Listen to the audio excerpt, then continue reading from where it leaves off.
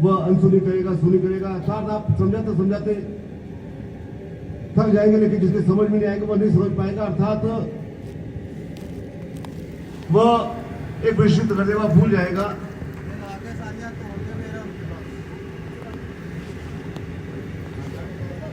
और जो साधना है, जो पश्चात, जो योग्यता, जो मंत्र जाप है, वह कितना आप ले पाएंगे, अपने अंदर उतार पाएंगे, वह अलग अलग प्रवृत्ति के माध्यम से प्राप्त होगा। अर्थात पूर्ण रूप से उसे अंदर उतारने की क्रिया प्राप्त नहीं हो पाएगी शरीर के माध्यम से। यदि हमारा शारीरिक माध्यम से हमारा शरीर माध्यम है तो उस तपस्या को हम पूर्ण रूप से उतार नहीं पाएंगे। यदि हम हृदय के माध्यम से उसे पूर्ण रूप से अपने जीवन उतार नहीं पाए, तो इसके लिए चावल ऋषि ने कहा कि किस प्रकार से एक मन को एकाग्रित किया जाए, मन को चित्त को साध किया जाए, मन को साधा जाए और मन के अंदर ही उस देवता को, उस सतगुरु को, ईश्वर को विराजमान किया जाए। मन के अंदर कैसे स्थापित किया जाए ताकि वह एकाकार होने की क्रिया को पूर्ण रूप से सिद्ध कर सके। और जब मन में कोई बैठता है तो हमारे अंदर एक प्रफुल्लता आती है, हमारे अंदर एक शांति आती है, हमारे तेज आती है, हमारे ज्ञान आता है, हमारे अंदर क्रिया होती है, हमारे अंदर वो एक चेता जागृत होती है। क्योंकि वह मन जो है वो एक सूक्ष्म रूप में है, और जो मन में जो एक बार बैठ जाता है वह कभी उतर नहीं पाता। जो यदि वह एक शाश्वत शक्ति हो, वह क्रिया हो, वह ईश्वर हो, सद्गुरु हो, यदि मन में बैठ जाए तो कभी भी जीवन में उतर नहीं सकते।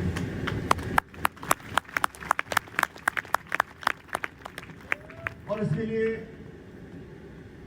दो प्रकार की युक्तियां कही गई, दो प्रकार की क्रिया कही गई। एक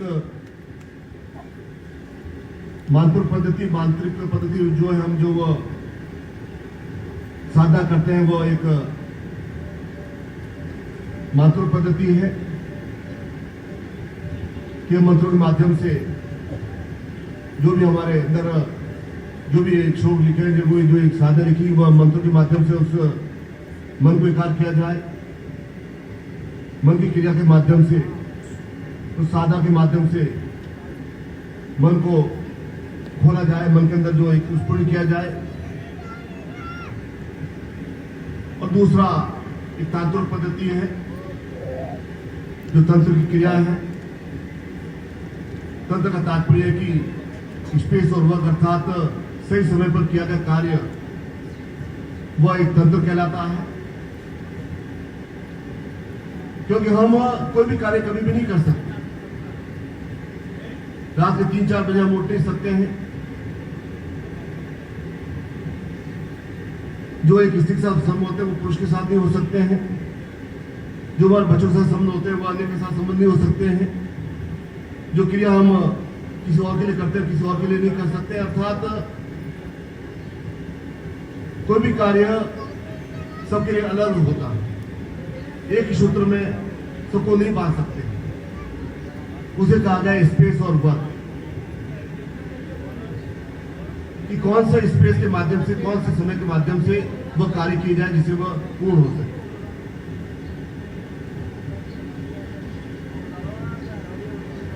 और इस दोनों पद्धति से हमारा मन खुलता है और मन में हमारा एक क्रिया हमें एक पुरुष होती है। लेकिन इसमें भी हजार व्यक्ति मंत्रों के माध्यम से वह एक सार्थकता ला नहीं सकते। क्योंकि कैसी ध्वनि होती है, कौन सा योग होता है, कौन सी क्रिया होती है, कौन सी समय होता है, कौन सा योग होता है, कौन सी पूजा पद्धति थी। हजार पूजा पद्धतियां हैं, हजार लेख है। वह प्रत्येक साधक, प्रत्येक शिष्य की बस की बात नहीं है। हजारों साधनाएं, विधियां हैं, प्रत्येक को हम कर नहीं सकते हैं। हमारे शरीर की भी एक सीमित क्षमता है। दूसरा, हम तंत्र के माध्यम से हम वह पूर्ण रूप से वह क्रिया मन में चित्त को बांधने की वह क्रिया हम पूर्ण रूप से कर नहीं सकते हैं। तो चारों ऋषि ने कहा कि होली का जो एक महोत्सव होता है, होली का जो दिन होते हैं, उसमें एक मनुष्य के अंदर जो ग्रंथि होती है, जो एक सुप्त अवस्था में है, जिसे कमल दल कहा गया है, जिसे अभिषेकित कहा गया है, वह ग्रंथि इस समय खुल जाती, क्योंकि काल की ऐसी क्रिया है, काल का ऐसा प्रभाव है कि इस समय हमारे अंदर एक अलग ही मस्ती आती है, हमारे अंदर एक अलग चतंगता प्रभाव होती है, हर एक तरंग होती है, हमारे अंदर एक हंसी प्रहलाद, हमारे अंदर ही एक प्रभुता, अंदर ही एक आनंद की प्राप्ति होती है, क्योंकि यह दिवस ही ऐसे होते हैं।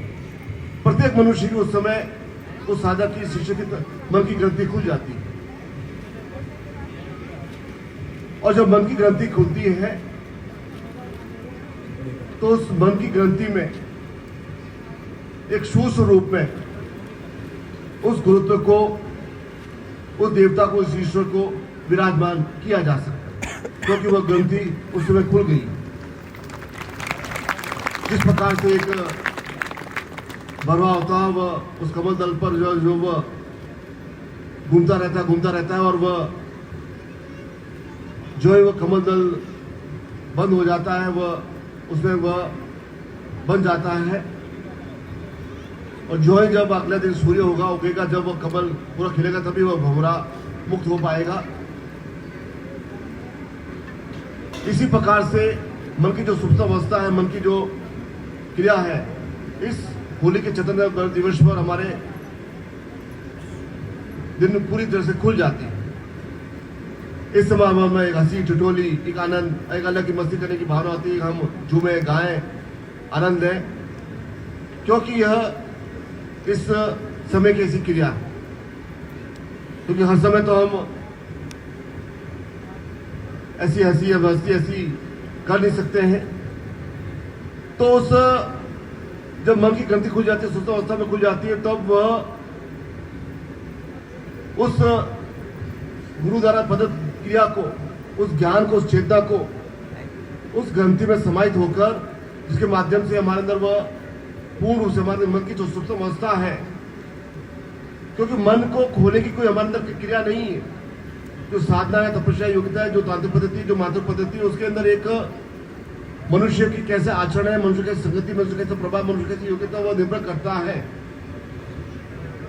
यह मन की ग्रंथि खोलने के लिए ऋषि मुनि तपस्वी भी पूर्ण से साधिक बनते, तभी वह क्रिया कर पाते हैं। लेकिन मनुष्य उस होली के दिवस पर जब वह मन की ग्रंथि खुलती है, तब उसमें गुरु जब विराजमान होते हैं, ईश्वर विराजमान होते हैं, गुरु की क्रिया विराजमान होती है, तब अंदर उस सुप्त में गुंजन की क्रिया आरंभ होती है। अतः निरंतर मन में एक गुंजन चलता रहता है, और वह गुंजन धीरे धीरे हमारे समाधि की ओर ले जाता है। और समाधि का तात्पर्य है कि हम ब्रह्माष्टमी की ओर ले जाना, ब्रह्मत्व की ओर ले जाना है, कि मैं स्वयं अपने आप में उस ब्रह्म का निर्माण करने वाला। इसलिए गुरु को गुरु ब्रह्मा, गुरु विष्णु, गुरु महेश कहा गया, क्योंकि गुरु जो रुद्र है वो एक संहार करने वाले हैं, शत्रु के स्तमन करने वाले हैं। उनमें ऐसी जो रुद्र में जो गुण है, वह गुण शिव में जो गुण है, रुद्र में जो गुण है, वह उस गुरु में गुण है। विष्णु जो पालन करता है, निर्माण करने वाले हैं, जिनकी लक्ष्मी पैदावारी है, जिनकी लक्ष्मी उनका अबध है।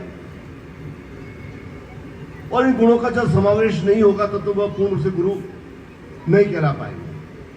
यदि पूर्ण रूप से गुरु है, श्रेष्ठ गुरु है, सदगुरु है, ज्ञानी है, तपस्वी है, यदि इन सब चीजों गुणों का समावेश है, तभी वह गुरु कहला पाएंगे। अन्यथा लाखों लोग गुरु बन घूमते हैं, उनके माध्यम से वह आत्मिकता, प्रभुता, प्रसन्नता प्राप्त नहीं हो सकती जब तक इन गुणों का समावेश नहीं हो।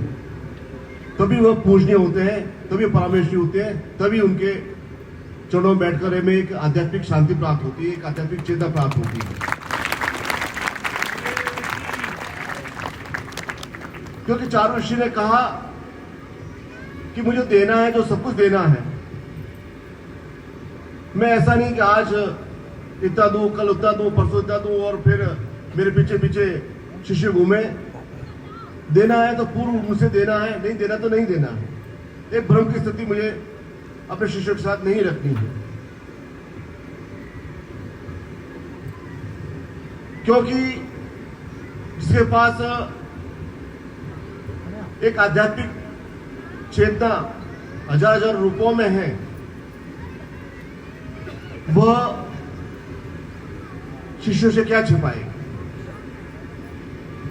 जिसके पास बहुत ही कम होता है वह उन शिष्यों से छुपाते हैं, लेकिन जिसके पास हजारों हजार आध्यात्मिक चिंतन है, ज्यादा आध्यात्मिक क्रिया है, वह क्या छुपाएगा। तो जो पारंपरिक गुरु होते हैं, जो एक देवत्व गुरु होते हैं, जो एक श्रेष्ठ गुरु होते हैं, वह सब कुछ देने की क्रिया उस शिष्यों में कर देते हैं, ताकि शिष्य स्वयं गुरुत्व बन सके, गुरु में एकाकार हो सके, गुरु की क्रियाओं में पूर्ण रूप से वह लीन हो सके। अर्थात वह एक गुरुत्व बनकर इस संसार में एक छाया बनकर, एक योग्यता बनकर, वो गुरु के संक्षम और गुरु के संगत बनकर वो जीवन की यात्रा कर सके। बोलिए पूज्य गुरुदेव की, परम पूज्य गुरुदेव की। ओम हर हर महादेव। और जब वह मन की ग्रंथि खुलती है और उसमें जब ईश्वर देवता स्वरूप सदगुरु विराजमान होते हैं, तो मन के माध्यम से हमारे एक अंदर एक प्राणों में एक नवीन संचार पैदा होता है, एक नवीन क्रिया जागृत होती है, एक नवीन चेतना जागृत होती है कि मैं अपने आप में स्वयं में ब्रह्म हूं, मैं स्वयं निर्माण करने में सक्षम हूं, मैं स्वयं योग्यता रखता हूं, क्योंकि मैं अपने मन के अंदर उस चेतना को व्याप्त कर चुका हूं, उस क्रिया को प्राप्त कर चुका हूं। इसलिए यहां हमारे संसार में ब्रह्म और माया का स्वरूप कहा गया, क्योंकि माया और ब्रह्म का जब मिलन नहीं होगा तब तक वह एक सार्थक नहीं हो सकता। क्योंकि मनुष्य है, जीवन है, और मनुष्य माया निरंतर निरंतर चलती है, और माया नहीं रहेगी तो वह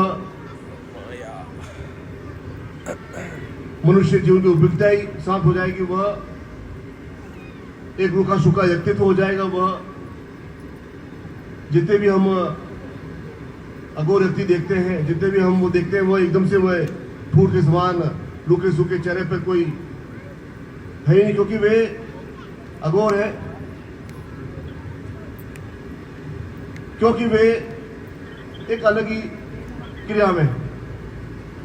लेकिन हम उस माया में हैं, और माया के साथ हमें जीवन जीना है। और जब तक हम ब्रह्म से पूर्ण से विलय नहीं करेंगे, ब्रह्म से मिलेंगे नहीं, तब तक पूर्ण रूप से जीवन का सहित निर्माण नहीं होगा। और जहां ब्रह्म और माया का पूर्ण से मिलन होता है, इसलिए भगवान श्री कृष्ण एक ब्रह्म का पूर्ण से स्वरूप थे, और माया, और जब प्रभाव पड़ा तब श्याम का रंग जो काला था वह गेहूं हो गया, और जो माया रूपी उनका रंग गेहूं हो गया, अर्थात राधा का। और दोनों का जब पूर्ण से मिलन हुआ तो वह एक ब्रह्म और माया का पूर्ण से मिलन हुआ। भगवान श्री कृष्ण पूर्ण से ब्रह्ममय थे, उनके चित्त पर कोई प्रभाव नहीं पड़ा, चाहे युद्ध में रहे, चाहे वह कैसा भी रहा हो, लेकिन एक संयमित रहे, निर्मल पवित्र पावन पूर्ण से वे एक ब्रह्म का स्वरूप थे। उनके ऊपर किसी प्रकार का प्रभाव नहीं पड़ा, और जो ही वे माया से, राधा रूपी माया से मिले, तो उनका प्रभाव भगवान श्री कृष्ण में पड़ा, और दोनों का रंग एक जैसा हो।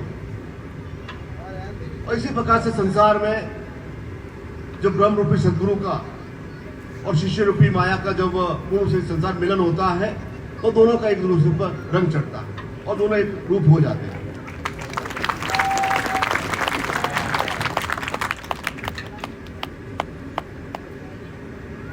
और ये जो दिन होते हैं, होली के दिन होते हैं, इसमें हंसी, खुशी, प्रहलाद, अपने आप को एक व्यक्त करने की चाहत, अपने आप को एक प्रश्न करने की भावना, अपने आप को हंसी ठिठोली करना, अपना अर्थात मैं खुलना चाहता हूँ। मैं पूर्ण रूप से अपने अंदर जो है, अपने अंदर वह सब कुछ बता देना चाहता हूँ। मैं सब कुछ क्या करना चाहता हूँ, मैं सब कुछ अर्थात मेरे अंदर का जो भी एक वेदना है, जो भी अंदर घृणा है, वैमनस्य है, जो भी अंदर याचक प्रवृत्ति है, जो भी एक उससे मैं उससे सब कुछ गला दूं, सब कुछ समाप्त कर दूं। मेरा हृदय, मेरा मन पूर्ण रूप से पवित्र हो जाए, वह इच्छा इस समय होती है कि मैं सब कुछ अपने आप को बहा दूं, सब कुछ समाप्त कर दूं। क्योंकि इस समय हमारे मन का ऐसे ही भाव होता है कि कैसा भी कुछ हो, हर समय हम इन दिवसों पर प्रफुल्ल रहते हैं, प्रसन्न रहते हैं। इसलिए जब वह अश्वगंध की सुगंध जब व्याप्त होती है, क्योंकि अश्वगंध की सुगंध हमारे अंदर ही है, और जब हिरण के अंदर वह कस्तूरी और सुगंध आती है, लेकिन वह पहचान नहीं पाता है। कभी वो 10 मील उधर दौड़ेगा, कभी 10 मील उधर दौड़ेगा, कभी तो दौड़ेगा, वो देखे कहां सुगंध आ रही है, लेकिन वह यह जानता नहीं कि वो सुगंध मेरे अंदर से आ रही, कस्तूरी मेरे अंदर उससे सुगंध आ रही है। इसी प्रकार से उस मनुष्य के अंदर ही, उस साधक शिष्य के अंदर ही वह क्रियाएं हैं, वह चेतना है, वह ज्ञान है, वह सिद्धि है, वह ब्रह्म है, पूर्ण रूप है। लेकिन वह इस संसार से व्याघात होते हैं, संसार के जो व्याघात रखते हैं, तो वह संसार की जो समस्याओं से जब वह बाधित करती है तो इधर उधर दौड़ता है, इधर उधर वह भटकता है। लेकिन वह यह नहीं जानता कि इन सब का समाधान, इन सब की क्रिया मेरे अंदर ही नहीं थी। मैं इस क्रिया के माध्यम से ही मैं वह सब कुछ प्राप्त कर सकता हूं। मेरे अंदर वह चेतना, वह ज्ञान, वह सिद्धि, पूर्णता है, मेरे अंदर ब्रह्म है। मुझे आवश्यकता है उस ग्रंथि के जो संस्था है उसके अंदर वह पूर्ण से उस पुष्पदल को विराजमान करने की, उस शासक शक्ति की। जिस दिन वह अपने आप में वह विकसित कर लेगा, फिर वह हिरण की भांति इधर भटकेगा नहीं, क्योंकि वह अंदर ही उसके अंदर वह ज्ञान की निरंतर निरंतर वह चिंता प्राप्त होती रहेगी।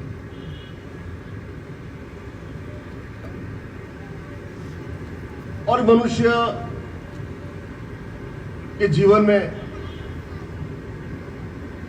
2-3 समस्याएं होती, ज्यादातर समस्या होती नहीं, क्योंकि वह एक समस्या होती है उसके रोग की, शरीर की, कि शरीर को हमने क्रांतिवान नहीं बनाया, ऊर्जावान नहीं बनाया, शरीर इतना तेजस्वी नहीं, शरीर इतना प्रफुल्लित नहीं, शरीर इतना, हमारे रोग के माध्यम से हमारा शरीर कमजोर हो गया, पंगु हो गया है, और उस शरीर को साधक की क्षमता नहीं है, वो क्रिया नहीं है। और दूसरा एक समस्या जो दैहिक होती है और दैविक है कि हमारे अंदर वह क्षमता नहीं कि हम लक्ष्मी आबद्ध कर सके, हमारे अंदर क्षमता नहीं कि हम महाविद्या घोषित कर सके, हमारे अंदर वह क्रिया नहीं कि हम उस चेतना प्राप्त कर सके। यह जो समस्या, दूसरी समस्या है कि हम अपने पूर्ण से हमारे जो जीवन के जो शेष कार्य वह हम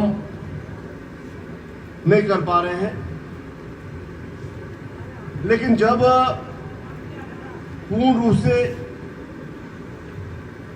एक मन की ग्रंथि में जब वह पूर्ण से, जब वह स्वयं हम ब्रह्म के रूप बन जाएंगे, तो स्वयं इतनी क्षमता आ जाएगी कि आप स्वयं लक्ष्मी को आबद्ध कर सके, स्वयं आप सभी को वर्धस कर सके, स्वयं आप अपने जीवन में कांतिवान, अपना चेहरा ऊर्जावान बन सके। क्योंकि यही एक पवित्र, यही ज्ञान है, बोध है कि हम इस दिन अधिक से अधिक उन साधनाओं को, तपस्या को, उन पूजा को, उन मंत्रों को एक क्रियान्वित करें, जिसके माध्यम से इस दिन जो हमारे अंदर जो एक क्रिया है वो हमारे उस पर से जागृत हो जाए। एक जागृत करने की क्रिया है। हम भटके नहीं, क्योंकि जितना एक साधक शिष्य दुख झेलता है, उससे अधिक जब उसके जीवन से उसको पीड़ा प्राप्त होती है तो उससे अधिक गुरु को दुख होता है, उस सदगुरु दुख होता है कि वह शिष्य इस संसार में अपने केवल अनुसार, अपनी इच्छा अनुसार वह कार्य नहीं हो रहा है उससे शिष्य से बड़ा दुख वो सदगुरु को होता है, क्योंकि वे शिष्य पूर्ण से जुड़ा हुआ है, और जुड़ा हुआ है तो पूरा जीवन का जो एक भार है, जीवन सार है, वह गुरु चरणों में अपने आप को वह समर्पित किया हुआ है, तभी वह शिष्य बना है। एक आधुदार ज्ञान लेकर, आधुदार समर्पण लेकर, एक आरती उतार कर वह शिष्य नहीं बना। अपना जीवन का पूरा भार, अपने जीवन पूरा सार गुरु चरणों में अपने आप को सौंपा है कि उस क्रिया के माध्यम से उसके अंदर जो भी दुख है, बाधाएं, तकलीफें, पीड़ा है, वह हर सके, क्योंकि वे एक पारमेष्ठी है, वो गुणों का समावेश है, तो उनके अंदर क्षमता है। लेकिन शिष्य को आवश्यकता है कि उस आपलावत करने की क्षमता, पूर्ण से जुड़ने की क्रिया वह सिद्ध कर सके, पूर्ण से समर्पण करने की क्रिया कर सके, भावना सिद्ध कर सके कि मैं पूर्ण से आप में एक समूह क्रिया को सिद्ध करना चाहता हूं। जिस प्रकार से राधा पूर्ण से जुड़ गई तो भगवान श्री कृष्ण ने अपने आप में अंदर मिला दिया, फिर दोनों एक रूप हो गए। जो सत्संग में जो प्रेम का एक अंकुरित जो एक क्रिया है, वो उस क्रिया को उसमें नहाना है, उसमें अपने आप को भिगो देना है। और जब प्रेम के माध्यम से सब कुछ प्राप्त किया जाता है, जब वो प्रेम पूर्ण स्वरूप होता है, पूर्ण से वो क्रियावान होता है, तो प्रेम के माध्यम से जीवन में सब कुछ प्राप्त करने की क्षमता प्राप्त हो जाती है। जो थे उस प्रेम में अपने आप को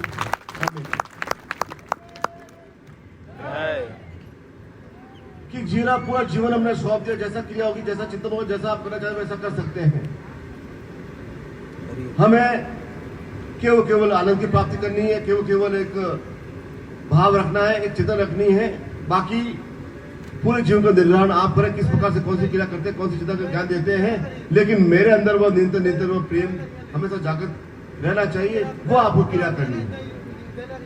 उसका आपको ध्यान रखना है कि वह प्रेम की धारा सूखे नहीं, प्रेम की जो एक क्रिया है वह समाप्त नहीं हो, क्योंकि प्रेम ही सब कुछ करने में समझ हो जाता है। क्योंकि जैसा मुझे प्राप्त हो रहा है, मध्य को प्रति जैसे कहते हैं, जैसा मुझे प्राप्त हो गया वैसा मुझे प्राप्त हो गया।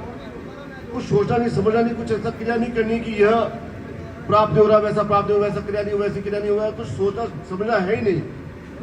केवल एक भाव रखकर, एक प्रेम रखकर सब कुछ अनुभव सौंपना है, ताकि उस जीव को उस अंदर एक मन के अंदर जब वह पूर्ण से वह क्रिया हो जाएगी, तब एक तत्वमसी की साधना, एक योगिता, एक क्रिया, एक जागृति आ जाएगी, और हम पूर्ण से सक्षम, योग्य, एक भाव के अनुसार जीवन को क्रिया कर सकेंगे, और अंदर वह उस चेतन निरंतर विकसित करते हुए उस चेतना तक पहुंचेंगे जहां ऋषि तपस्वी योगी पहुंचे हैं। क्योंकि हमारा जीवन का निर्माण इस प्रकार से हो रहा है। हमारा जीवन का निर्माण सद्गुरु की आध्यात्मिक शक्ति के माध्यम से हो रहा है। हमारा जीवन का निर्माण एक श्रद्धा और भाव के अनुसार हो रहा है।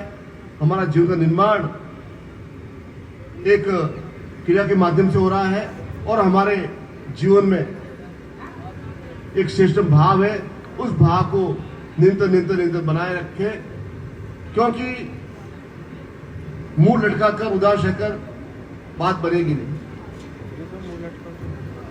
मुंह लटका घूमना, उदास रहकर घूमना, इससे जीवन के कष्ट समाप्त नहीं होंगे, इससे जीवन की क्रिया पूर्ण नहीं होगी, इससे वह जीवन में प्रभुत आनंद नहीं आएगा। हर समय हम अंदर वह बस उदास रहेंगे तो वो उदासी एक निराशा बदल जाएगी और निराशा आपको उस चिंतन तक नहीं ले जाएगी, क्योंकि आपने निराशा को, उस उदासी को इतना अधिक महत्व दे दिया है। एकदम से झटकर, एकदम से परे हटकर कि मेरे द्वारा, सद्गुरु आरत्यों के द्वारा मेरे जीवन का निर्माण हो रहा है, तो मुझे कुछ सोचना समझना है नहीं।